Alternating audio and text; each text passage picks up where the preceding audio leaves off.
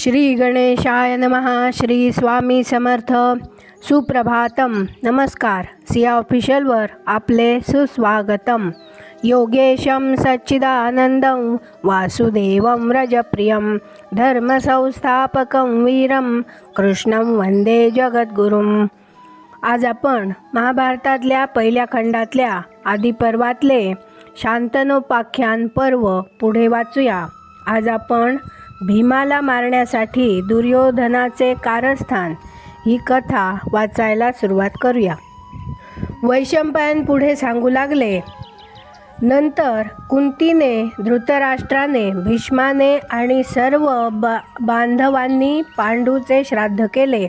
त्याला पिंड अर्पण केले आणि जलांजली दिली. कुरुकुळातील सर्व लोकांना आणि हजारो प्रतिष्ठित विप्रांना भोजन घातले. श्रेष्ठ ब्राह्मणांना असंख्य रत्ने दान म्हणून दिली. तसेच समृद्ध गावेसुद्धा त्यांना दान म्हणून दिली. सूतकाचे दिवस संपल्यानंतर पांडवांनी कुरुकुळातील प्रतिष्ठित पुरुषांनी स्नाने केली आणि नंतर त्यांना बरोबर घेऊन सर्व नगरवासी लोक हस्तिनापूर नगरामध्ये परतले. पण पांडूचा मात्र कोणालाही विसर पडला नाही. आपलाच एखादा जवळचा नातेवाईक निघून गेला आहे अशीच नागरिकांची समजूत झाली. त्यामुळे त्यांचा शोक थोडासुद्धा कमी झाला नाही. श्राद्धविधी आटोपल्यावर अजून दुःखमग्न असलेल्या नागरिकांना पाहून सत्यवती दुःखाने आणि शोकाने मलूल झाली. तिचे मन अस्वस्थ झाले. आपल्या मातेची अशी केविलवाणी अवस्था पाहून व्यास महर्षी तिला म्हणाले, आई, सुखाचे दिवस संपले. पुढे येणारे दिवस दारुण आहेत. उगवणारा प्रत्येक नवीन दिवस अधिकाधिक संकटे घेऊन येणार आहे. पृथ्वीचे तारुण्याचे दिवस संपून ती आता वृद्ध झाली आहे. अनेक प्रकारच्या वंचनांनी परिपूर्ण असलेल्या, अनेक निंद्य दोषांनी खचून भरलेला घोर काळ पुढे येणार आहे. साऱ्या धर्मक्रिया आणि सारे सदाचार सर्वस्वी लुप्त होऊन जाणार आहेत. कुरुकुळातील पुरुषांच्या हातून घडणाऱ्या अन्यायामुळे सारी पृथ्वीच नष्ट पावणार आहे. म्हणून आता येथे राहण्यात काही मतलब नाही. आपले मन तू आवरून धर आणि योगयुक्त होऊन तू रानात जाऊन राहा. आपल्या या थोर कुळाचा घोर विनाश तू डोळ्यांनी पाहू नकोस. महर्षी व्यासांचे बोलणे सत्यवतीला पटले. ती अंतःपुरात गेली आणि आपल्या सुनेला म्हणाली, अंबिके, तुझ्या नातवाच्या म्हणजे दुर्योधनाच्या अधर्माचरणामुळे भरतकुळातील प्रतिष्ठित पुरुष आणि त्यांचे सारे आप्तेष्ट तसेच इतर प्रजाजनही विनाश पावणार आहेत असे भाकीत आम्हाला समजले आहे. म्हणून पुत्रशोकाने हवालदिल झालेल्या या दुःखी कष्टी अंबिकेला तुझी इच्छा असेल तर मी वनात घेऊन जाणार आहे. तुझे कल्याण असो. यावर ठीक आहे असे अंबिका सत्यवतीला म्हणाली. नंतर भीष्माचा निरोप घेऊन सुव्रता सत्यवती आपल्या दोघी सुनांना बरोबर घेऊन वनामध्ये गेली आणि वनामध्ये अतिशय घोर तपश्चर्या करून त्या तिघींनी देहत्याग केला आणि त्यांनी स्पृहणीय गती प्राप्त करून घेतली. वैशंपायन म्हणाले, इकडे पांडवांचे सारे वेदोक्त संस्कार यथासांग पार पडले. आपल्या पित्याच्या भवनात त्यांचे सर्व प्रकारांनी कोड कौतुक झाले आणि ते लहानाचे मोठे होऊ लागले. धृतराष्ट्राच्या पुत्रांबरोबर म्हणजेच कौरवांबरोबर ते मोठ्या आनंदाने क्रीडा करू लागले. मुळातच ते तेजस्वी असल्यामुळे सर्व प्रकारच्या बालक्रीडांमध्ये त्यांचे प्रावीण्य दिसून येऊ लागले.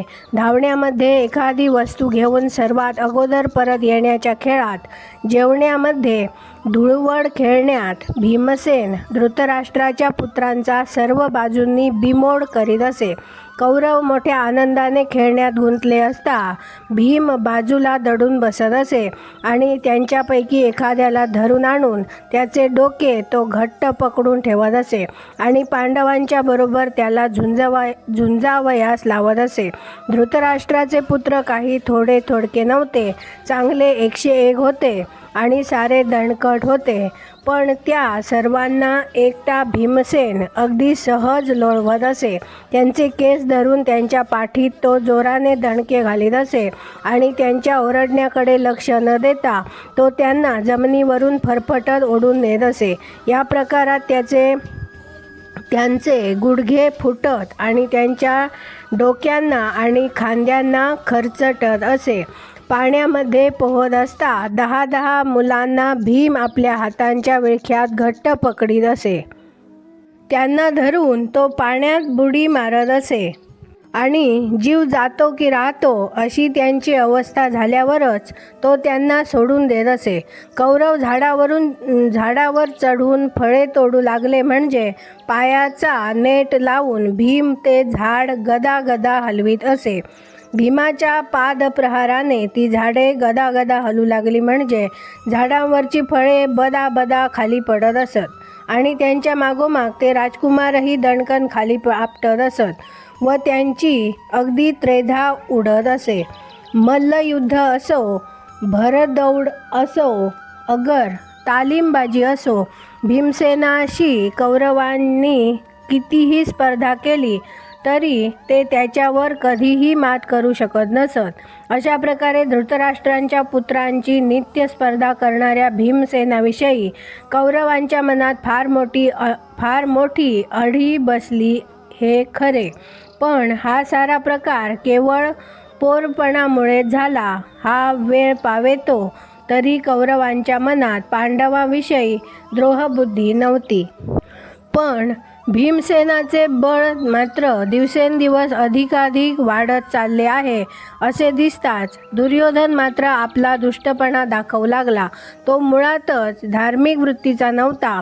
प्रत्येक गोष्ट त्याला वाईटच दिसत असे आणि म्हणून मूर्खपणामुळे व ऐश्वर्य लोभामुळे त्याच्या मनात कपट आले. कुंतीपुत्र वृकोदर भीम बलाढ्यांमध्ये महाबलाढ्य आहे. काहीतरी कपट करूनच याला खोड्यात गुंतवले पाहिजे. याचे सामर्थ्य अचाट आहे आणि चढाई करण्याचा त्याचा स्वभाव आहे व त्याचा शूरपणा बिनतोड आहे. आम्ही सर्व भाऊ एकत्र जमा झालो तरी हा एकटा आम्हाला सर्वांना धुडकावून लावतो.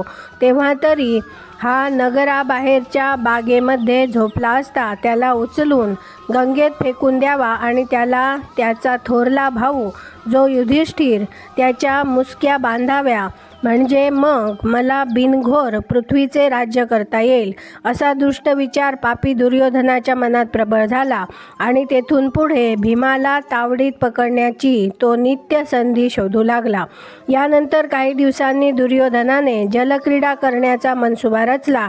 आपल्या सेवकांकडून त्याने गंगेच्या काठावर काही साध्या कापडाचे व काही लोकरीच्या कापडाचे चित्रविचित्र प्रशस्त पटमंडप म्हणजे तंबू करवून घेतले. त्या तंबूमध्ये सर्व गरजेच्या वस्तू भरून ठेवल्या. तंबूवर उंची ध्वज उभारले. आत पडदे टाकून निरनिराळी अनेक दालने तयार केली. गंगेच्या काठी असलेल्या प्रमाणकोटी नावाच्या एका ठिकाणी अगदी पाण्यापर्यंत आलेले आणि बाकीचा भाग जमिनीवर असलेले एक क्रीडागार जलविहारासाठी दुर्योधनाने तयार करून घेतले. त्या क्रीडा भवनात पाककर्मामध्ये कुशल असलेल्या माणसांनी बनविलेल्या विविध खाद्यपदार्थांची अनेक रेलचेल होती. वडे, घारगे, अनारसे, पुऱ्या इत्यादी भक्ष्य पदार्थ होते. खिरीसारखे भोज्य पदार्थ होते. तसेच निरनिराळ्या तऱ्हेची पेये होती. चोखून खाण्याचे चोष्य पदार्थ होते. खडी साखरेसारखे लेह्य पदार्थ होते. अशा प्रकारे संपूर्ण सिद्धता केल्यावर सेवकांनी सर्व वृत्तांत दुर्योधनाच्या कानावर घातला. आज आपण इथे थांबूया आणि ही पुढची कथा आपण उद्या वाचायला सुरुवात करूया. माझ्या सिया ऑफिशियलला सबस्क्राईब केले नसेल तर कृपया आत्ताच सबस्क्राईब करा आणि दररोज महाभारत कथा ऐकण्याचा आनंद अवश्य घ्या. बाजूच्या बेलवर क्लिक करून लाईक करायला विसरू नका. शेअर करा, कमेंट करा आणि राधे राधे लिहायला विसरू नका. धन्यवाद. जय श्री कृष्ण.